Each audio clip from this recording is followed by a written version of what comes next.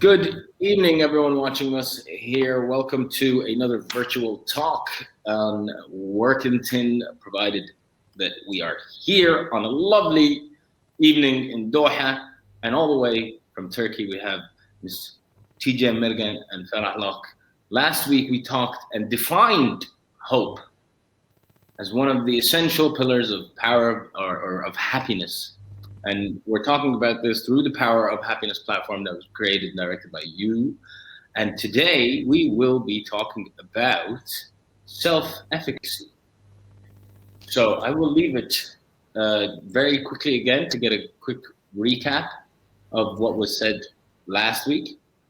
And then we can go directly into the questions around self-efficacy. So nominate who you think can give us a quick recap from last week. Let's see. Let's test your memory. Let me do that. Lovely. We talk about psychological capital. It is our main subject. What is psychological capital? It is a set of resources a person can use to improve their performances on their job or on their personal life or their family life. But this is, like a capital, another capital. It's a kind of resources. We call it like pillars, and it includes 4 pillars. And we reviewed just last week the hope, the first pillar. But when we say hope, I mean, it's not just, the dream of the future, but a goal, a way to reach this goal, and then to have the talent, to have the skills to reach this goal. So it is kind of, strategy. We said that it is a kind of a strategy. And the other pillars are, one of them, we will be talking about that today, self-efficacy. The other one is resilience. And the fourth one is optimism. And when you put the initials together, it is hero. So it is a hero for human being. So maybe this would be enough. Very, very good. You did better than I expected, honestly. But I think that you have a cheat sheet. So I'm not too sure. You're not in front of me. So, I'm not gonna I trust that you did it all from your memory. She did, trust me. Okay. Okay, Tijen, what is self-efficacy? We have a quick description before we go into. In fact, self-efficacy, most of us never thought about it. I mean, maybe we have never heard about it. We keep hearing, the self-awareness, respect, or self-esteem, but not too much self-efficacy.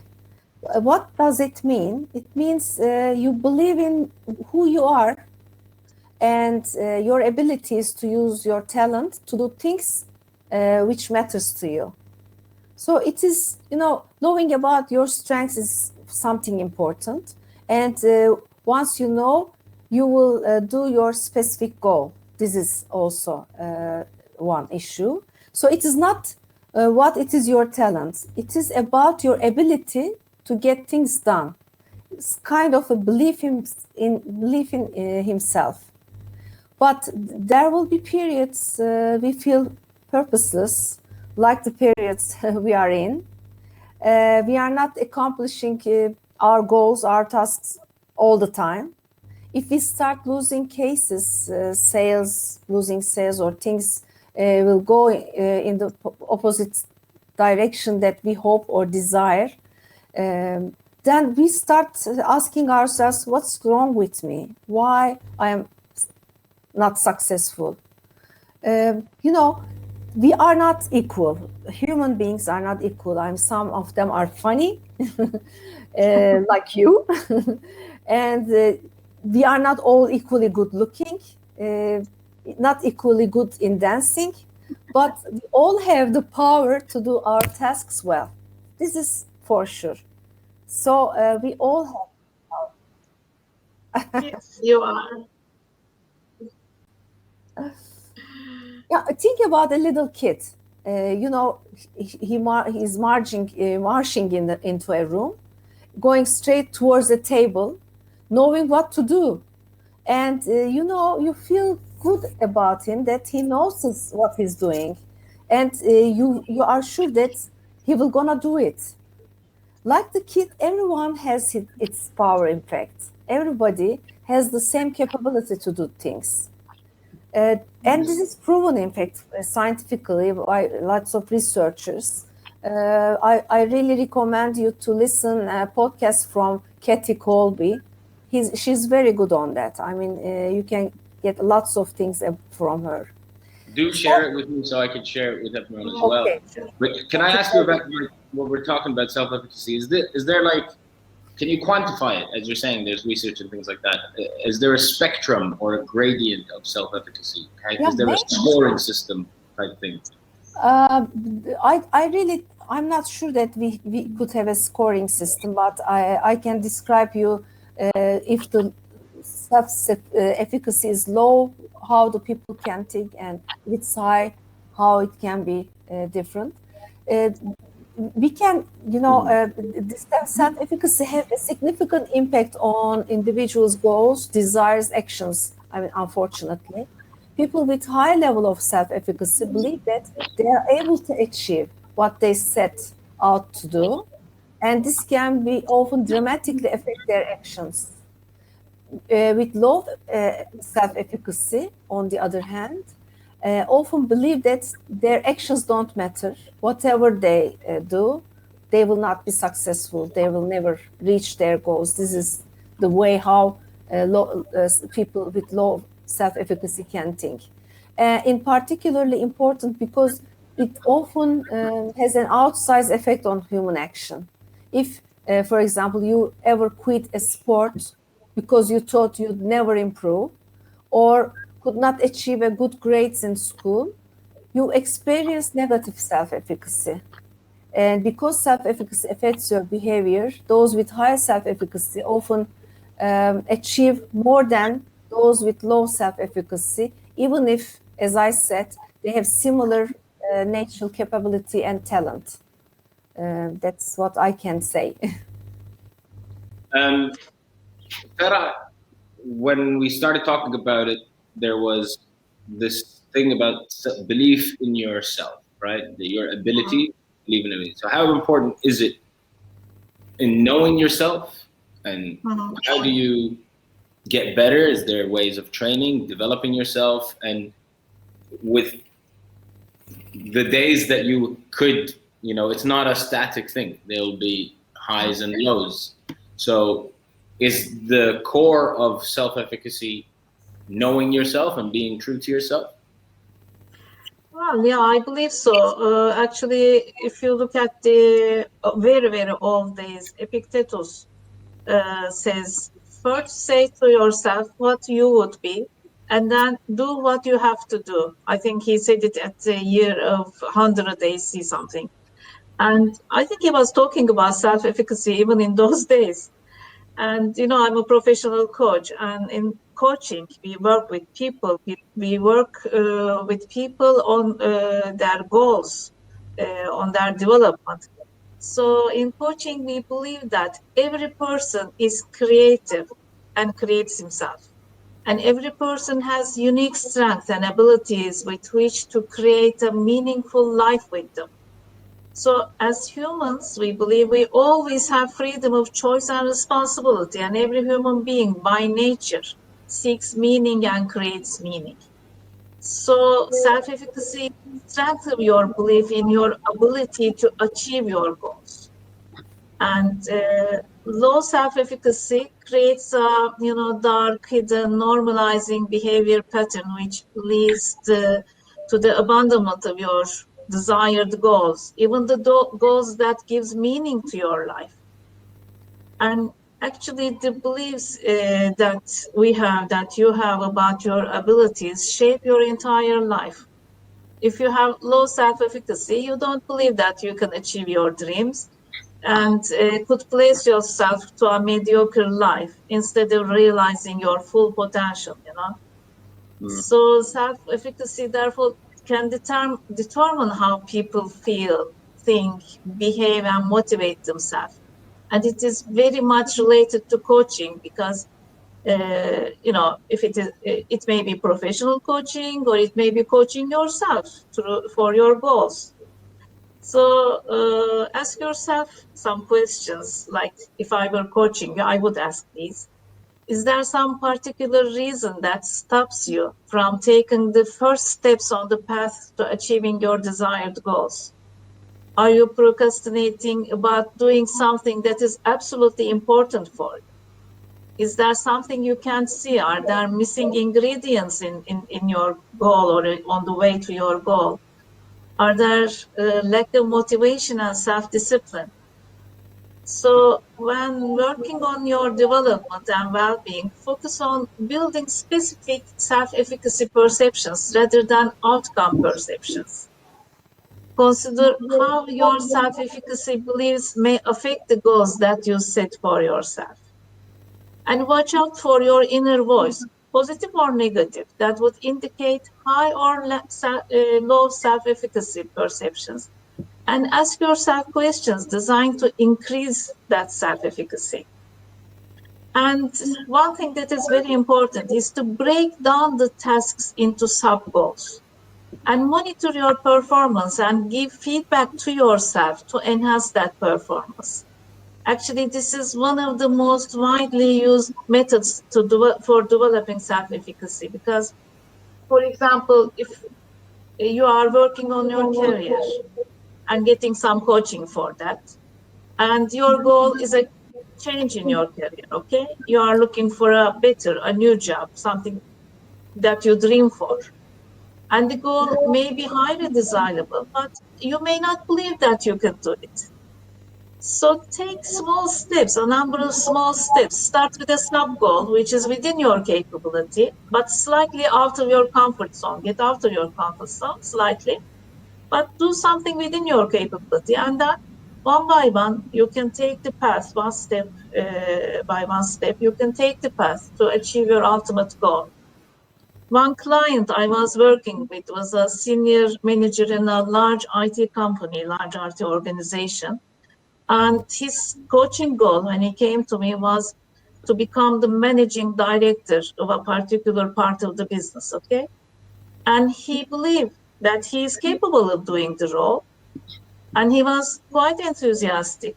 But he failed, always failed to take the agreed actions. We worked with him, took some decisions that he would do in the meantime to the next coaching session, and he failed to do them. And later he admitted that he is quite frightened about the process. He didn't believe in his social power to be considered for this role.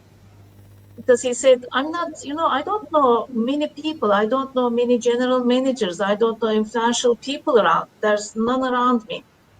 And then we took one step by one step. And we planned at the beginning. We looked at his network, the people he knew. So he reached out to them. He got some help from them. And then slowly he planned for meeting influential people to achieve his goal. So step by step, after a few months, he was ready to, raise his hand to get that job, to get that role in the company. And what this is what we always call with Tijan, eating the elephant. You can't eat the elephant as a whole, you have to you eat it bite by bite. I mean, you bite the trunk, or you bite the legs or the ears. And Tijan is a very good example for this. She was climbing down a steep mountainside. And when she looked down, she said, oh, this is impossible, to go to the sea level. It's so high and so steep. But when she started to climb by one stone and the other one, just see the stone in front of you and just step on the other one. And in a very short time, she was done at the sea level. So lack of high self-efficacy is the most common obstacle I see when I work with my clients. But when you work on it and when you go step by step, there is nothing that can stop. I think Sinan has a question, and Hera had already given an answer to Sinan. Yes. Okay. Activities, yeah. Yes. I think there's some, and a lot of the conversations I'm having, whether it's here or personal or with work and employees and anything else that I'm talking about currently in this moment in time, the one thing that constantly is repeated is this step by step. You're not gonna, it's a journey. Take it easy. You know, but I think we live in this world where everything is so quick, everything is so accessible, everything is so instant. You know, food is delivered to your door. You don't need to go buy anything from the mall anymore. Everything, this is what, you know, this efficiency and consumption, it has changed kind of the mentality. And even it's not just consuming goods or things, it's even consuming media. Like it's constantly happening. Everything, whatever you do is, you know, immediate, instant feedback. And I think that is a challenge when it comes to understanding that if you want to go and get to a place or achieve a goal, that it does take time and and it takes planning, and it's one step at a time. You know, we all have aspirations and goals, and even for me, I want to get to a place that, you know, I'll make myself happy, my family, my friends, everyone, and I'll be proud of my accomplishments. But there are days where it's like I want it now. You know, I'm fed up. I can't do this anymore. I want it, you know. So there's so many essential elements, let's call them, about understanding yourself and how to get better. And Tijen, can you list some of these factors? What are some of the factors that can increase self-efficacy or develop your self-efficacy? Yeah, I mean, there are a couple of ways I can summarize in 4 ways, in fact. Childhood period is very important. Self-efficacy develops during childhood and continues to grow and change throughout our life. People's belief about their efficacy can be developed in 4 ways, in fact. One of them, the most important factor, may be the master activities. What I mean, very simple activity, like, you know, tying your shoe or riding a bicycle, or as accomplishment of a very sophisticated project. Mastery of skills increases self-efficacy and encourages people to see themselves as competent and able to achieve their goals. In addition, repeated mastery of tasks and activities reassures people that they are able to succeed whatever they will do. So if people experience only easy successes, they come to expect quick results and are easily discouraged by failure, unfortunately. This is such an important point when we raise our children. Our generation, including myself, and my son is also listening to us, but solved many problems of our kids instead of letting them to deal with those difficulties. Now, many of our children, many of our young generation, having problems with self-efficacy because they don't really try the difficult tasks. And when they start working, they expect really quick results, quick successes. To accomplish difficult tasks improves the self-efficacy. Again, you see, there is a correlation between the other pillar of psychological capital, resilience, and the self-efficacy here. So if you have strong, resilient muscles, you will manage difficult tasks and build self-efficacy for the future projects better. The other source is social modeling, role models, where people see others accomplishing similar tasks. Social modeling encourages individuals who identify with their peers to believe that they could accomplish similar activities. That's why having more role models in the industries or environment is really very, very important. On the other hand, if others fail to accomplish something, if you take her or him as a role model, that could cause a decrease in self-efficacy. I would like to tell one of my experience I had when I started triathlon 10 years ago. I was doing only mountain bike at that time, and I met some people, triathletes, including some women, and I really didn't have what was it till that time. But when I see the woman doing it in my age, I said, okay, why not? I can do it. So I had the very high self-efficacy at that time. But I really did 7 months of training and practice. And I tried it. In my first trial, I failed. I couldn't swim. I was expecting, easier way to do that. And suddenly I lost my self-efficacy. But I think my resilience muscles were strong enough. I tried again a year later. I did lots of swimming. So I tried to really, increase my talent at that way. And I succeeded. The last maybe way, one way also is the persuasions. People can also be persuaded into improving their self-efficacy. Ever had a pep talk from your best friend, a note of encouragement from your boss or supervisor, or any encouraging telephone call from your boss or your mom? Then you suddenly feel that you have your self-efficacy increased. However, persuasion can sometimes work in the opposite way. And if you have a critic or a negative feedback, your self-efficacy can get lower. And the last way to develop it is your mood.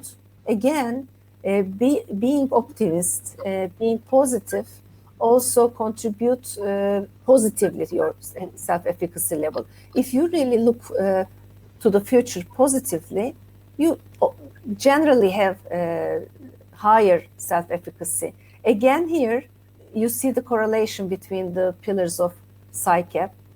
And as we said last week, while every component has its own characteristics and interventions, the concept of PSYCAP is greater than the sum of its pillars, and each pillar creates a multiplier effect on the other pillars.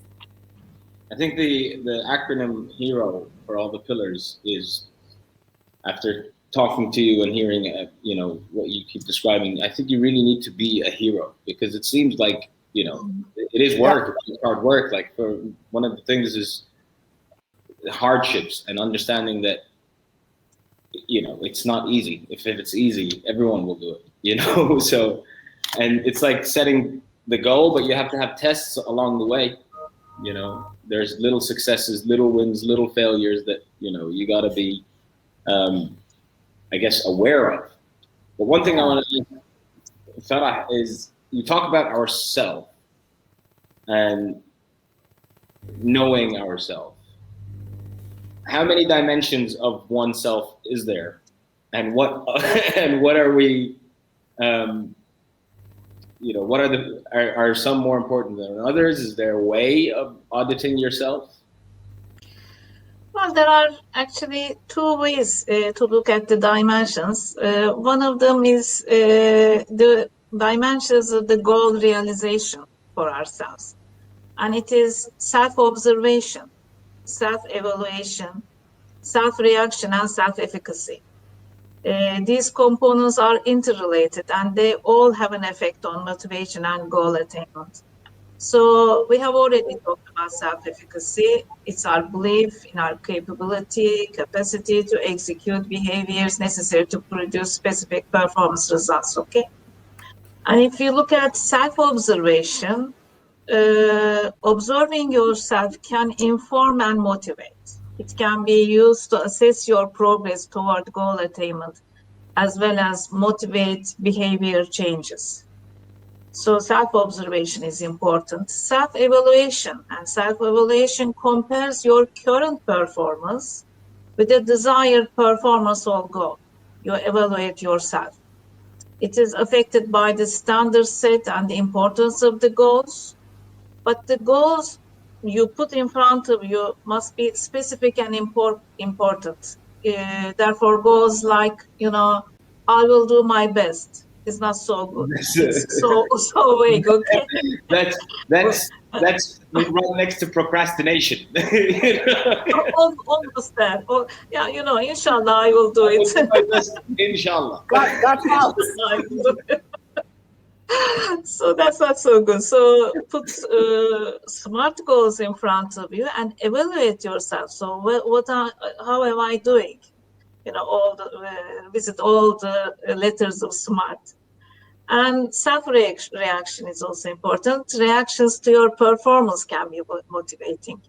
If the progress made is acceptable, then you will have a feeling of self-efficacy with regard to continuing, and you will be motivated towards the achievement of your goal. And if you look at the dimensions that you can observe yourself and others and the system, that's also very important. So look at your resources. What are my resources? What are my inner gifts? What are the obstacles that I run into on the way?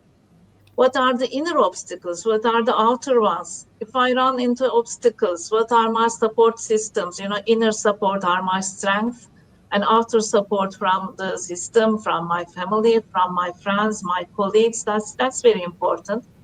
And the third dimension is yourself and the others and the system you are in.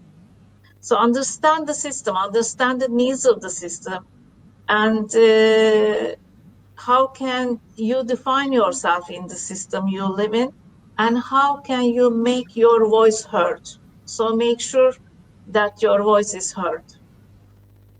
There's a lot of talking about knowing your place and who you are. Like, you have to be aware. Is there any example, like is there a task? Are there tools? Are there like personality tests, for example? Is that something? Are they just indications or trainings and things like that? Is it being part? Sometimes I've been in a situation where you hire someone and the first 6 months is phenomenal, everything is great, and then it starts to go down, and that happens on so many things. So I guess my question is there a practical tool or practice that we can kind of measure self-efficacy in relation to our position with any institution we're in? I know there are some assessment tools for self-efficacy.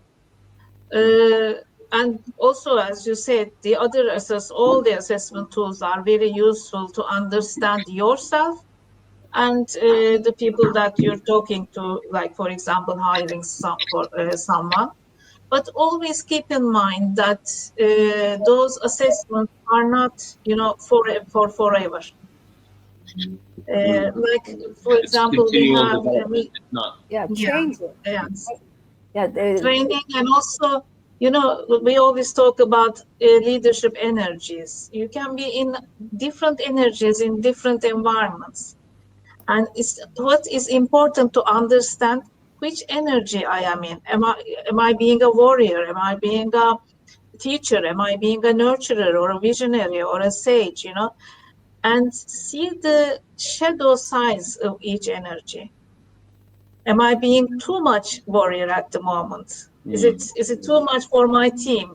Or am I too much a teacher, so that, analyze brings paralyze also? Am I paralyzed with my teacher energy?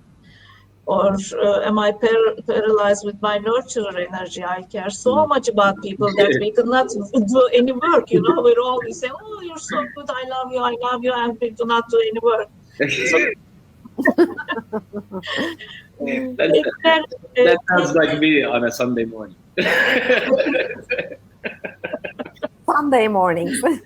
only. Rest of the week. It's important to see the shadow side. Monday mornings. Well, it's the same for us. Yeah, you start your week on Monday. I start my week on Sunday. Tijen, there are a couple of questions, in fact. Yes, Maybe yes. We'll get back to them after we get afterwards. towards the end. We'll do the last 10, 15 Okay. minutes with the audience questions. Let's just get through my list of questions first, you see. Okay. Of course. And this is a way to keep them tuned to the rest, to the end. If we answer the question now, then leave. One thing we're talking about is self-efficacy.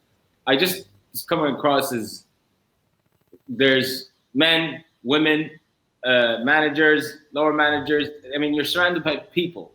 At the end of the day, you're one person in a group, or you're part of. You're never an individual. You're always part of something. You have a boss, a mother, a brother, a friend, a sister. It's self-development, but obviously everything around you. My question, Tijen, is it different for self-efficacy for men and women? Are the measures different, or is it gender agnostic? Unfortunately, yes. I mean, there is a difference. In general, Who's better? women have low self-efficacy than men. We mentioned about the sources of self-efficacy, like personal experiences, role models, positive persuasions, and positive moods. They develop self-efficacy. And if you think of women, unfortunately, the personal experience, role models, personal positive persuasion, these are unfortunately less when you think of women, especially in business. In the business life, not only woman herself, but the whole community has some biased perceptions about the ability of women. There was a research from Harvard Business Review released in 2019. I would like to mention about that, comparing 19 managerial skills among men and women. Surprisingly, 17 of 19 women are better. These are like, resilience, like relationship, like better team leaders, creativity, innovation.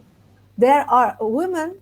If women are there are very slight difference, not big differences. Like, if woman is 54%, man is like 47. Only 2 of these skills, men are better, which are the strategic view and the expertise and proficiency. But the most interesting thing is, at the age of 25, men believe that they are much better than the reality. Their self-efficacy Agree. at the top. Yes. And I can see this from my children easily. I mean, they can think they are much better than me in many business aspects with their limited years of experience. I mean, they are Agreed. so... Agreed. Me and my dad did the same. I think I know everything, but now 5 years, 6, 7 years ago, I thought I can take over the world. Yeah. Now I'm in my position, I'm 32, and every day I realize I know nothing more. Like then I'm like, okay, I know nothing. So that I think for me that's like a drive to keep going. Yeah, and while man is in this situation at the age 25, women do not believe or be aware of their capabilities. Their self-efficacy is, at the bottom. And can you imagine the year the age 25? They are just at the beginning of their careers, so they stay far behind their male peers at that time. At age 40, both men and women, they believe equally to their talents. And age 60, women's self-efficacy became top. Contrarily, men's self-efficacy. That's when we give up. That's like we've been alive for 60 years. I'm done. Halas. That's what it is for men. I know what kind of I'm pretty sure I'm gonna be that grumpy granddad. Like I know for a fact. You know, I'm 65 and I'm just like annoyed at everything. I know my future. Yeah, when I look at some of the cases in my life, when I was like early 30s, I was the general manager of Turkey, Apple Turkey distributor in Turkey, Bilkom. And at that time, Microsoft was opening the office in Turkey as a first time, and they were hunting general manager. And I was the only female candidate out of 5. And I didn't believe that I would be selected. I mean, I was really, no, I cannot do it. I was saying that. And because of that, I was not selected. And I found normal at that time. Today, I'm saying that I was much better than the others around 6 years of age. So this is the fact, unfortunately. I guess being kind of switched on all the time is what it is. I mean, there is always time for downtime, but when it comes to business, you just have to be aware. You just have to be, really awake, and you can't let anything go by. It's hard work, otherwise don't get into this world if you're afraid of work. There's nothing I could say to that. I work all the time, so my problem would probably be that I don't take any rest and then I burn out. One question I have, Farah, is the relationship between self-efficacy and self-esteem. Are they the same thing, almost, or are they completely different? Because what we understand now is that, this is like from when you're a kid, and it continues to grow. As we've just heard, there's ups and downs along the whole life. So is self-esteem the same kind of thing, or is it very different? Well, actually, we always talk about both of them, self-esteem and self-efficacy, and sometimes we confuse them. Both of them are deeply rooted in childhood, and both impact our abilities, both of them. Self-efficacy is how you feel about your abilities and can vary from situation to situation. You may have a healthy self-esteem, but low self-efficacy, for example, about learning a foreign language, okay? Like learning Spanish. You can have high self-esteem, but you wouldn't put that goal in front of you so well, so it's low self-efficacy. Self-esteem, unlike self-efficacy, refers to a sense of your value, sense of worth, self-worth, okay? People with low self-esteem are likely to think they are unworthy, or they are bad people, or they are not valuable enough. While self-efficacy can refer to specific tasks, self-esteem is more general.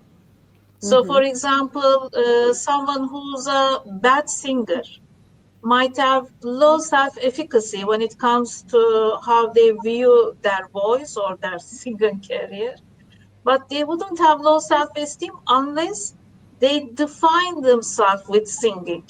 They define themselves with their ability to sing. Yeah. So people with low self-esteem think they do not matter. They do not believe in themselves. Yeah, we know that self-belief is like a core of. Yeah, it's the core. It's very important. I believe I can do this, and let's go. Yes, it's not exactly. So everybody matters because everybody can do things. The world is full of people with different abilities. We have different ways of achieving goals. So self-efficacy is to know what you are good at and what you are not good at. So if you give the people the right job and the self-efficacy kicks in, they override the low self-esteem. So it makes you gain your self-esteem when you do that job. Is it fair to say that self-efficacy is related to tangible results and like things that you can do, like their goals of accomplishment, whereas self-esteem is more of your psychological and and yes, in a way. I mean, yes, you can feed your self-efficacy with the results you achieve, with the goals you achieve, but to work on self-esteem and feeling worthy is a bit harder.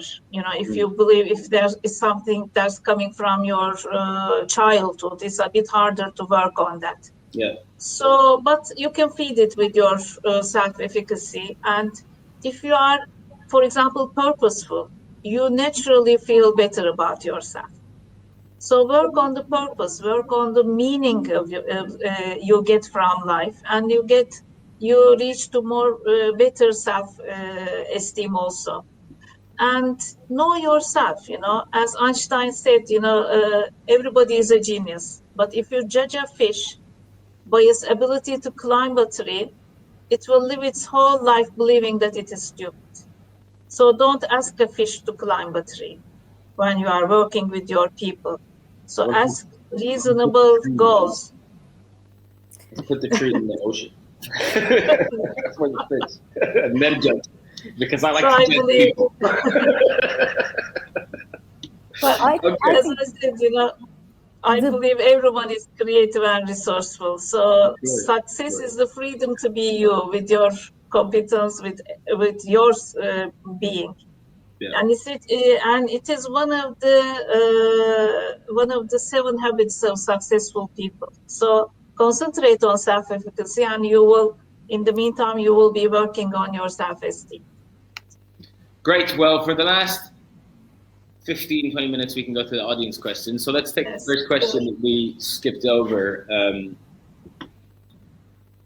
Impatience can sometimes become our enemy and drop our energy down. How can we keep ourselves up there, focused on our goal without losing motivation? Is there a formula? I wish there was a formula, but the only formula I think is to have that smart, you know, specific, measurable, actionable, you know, smart goal, Mm-hmm. and work on that smart goal one by one, step by step, and always keep the goal. You know, you can write it on your wall or you can write it on your hand. I don't know. Keep the goal in front of you. And if you are the manager, the best and very practical way to really increase the self-efficacy of your employee is to give smaller tasks. Instead of giving a very tough task, a very sophisticated task, cut it into pieces, as Ferhat said before. Give them piece by piece. And each and every time when that task is accomplished, he feels that self-efficacy is increasing. Uh, and you know, it is difficult to think of these pillars separately. Once you have your resilience, that we will talk about that next week. Mm-hmm. Once your resilience muscles are stronger, then you will start doing the tougher tasks better. But these all, I mean, if you look optimist for the future, you will be motivated to do these tasks. So the best way really to the team leader is cut the tough task into pieces, step by step. I think this is the best way, the practical way to increase your employees' self-efficacy. And one more thing, Mm-hmm. don't forget to celebrate. When you reach that goal, you reach that part of that goal, remember to celebrate it. Remember to appreciate yourself. Put your hand on your shoulder, even if others do not do that. Do it for yourself. Yeah. Yeah. Yeah. That's a really good way to go into the next question. Because it's what about people who develop very high self-efficacy and become obsessed with achieving their goals? What is the relation between these two feelings, and how can you find balance? Well, I think, you know, it is true for everything. If you get obsessed with any, you know, goal, it kind of ruins your life. So remember, that you are a human being. Everything is for human beings. For the moment, for example, we cannot control what's happening outside. We cannot control this pandemic, this new world. So for some people, this is really overwhelming. And for some, it is not. They say, okay, there is something going on in the world, and there's something I can learn from this. And I can still enjoy my days. I can still, I am still healthy. I live in this world. I'm happy with it. So maybe one of the things that we need with too much, being obsessed with the goal or obsessed with the with the thought, is be a little bit flexible. It's like we will talk about resilience next week, and in resilience, the symbol of resilience is being flexible. It's like, these toys that you put them from shape to shape, and it comes back together again as it is bouncing back, in origin. bouncing back, So being flexible is very important. Cool. Another question here from our clients. I'm also curious about, on an organizational level, how a good leader can promote his or her teammates to be more self-efficacious. I think we gave an answer to that. I think we did. Yeah. Smaller tasks, acknowledge them, don't make them too big. Smaller tasks, yeah. And celebrate and appreciate. Yeah, appreciate, give feedback, give positive feedback. And give smart goals. I'm not, goals with open-ended. There's so many acronyms on this. I'm going to put them on a list and put them on social media so everyone can understand what these are really good takeaways, like hero and smart. These are things that, that'll stick with you. I think we've reached the end of today's session, unless you want to add something. Well, I think we should add that next week is Resilience Week, as we, the third letter in hero. Mm-hmm. So we're looking forward to talk with you on resilience. Yes, I also am looking forward to that, and I will see you all next week. Eid Mubarak to everyone who'll be celebrating this weekend. And let's all become heroes. Next week, it's the letter R, it's resilience. It will be just everyone. After Bayram, huh? It's just after? We will have Bayram. We will have after Bayram. 8. The holiday. The holiday. Oh, okay. We will have the religious holiday. On Monday, next week? Yes. No. Before Monday. Before Monday. Before Monday. Second half of the week. Bayram indeed. Yeah, okay. Thank you for the translation. I was like, Bayram. I thought I was going to learn a new thing. That's like in 2 days. Yeah. So I get to have my Eid with you about resilience. So hopefully when I come back from my overspending during the Eid break, I'll be resilient for the next Eid. I'll learn resilience to bounce back. You will need that. Yeah. Of course. I've made it this far. Thank you very much. And I will talk to you next week. Take care and good night. Thanks everyone for watching. Bye-bye from me and Amari. Bye from Workington. Okay, see you next week. Bye.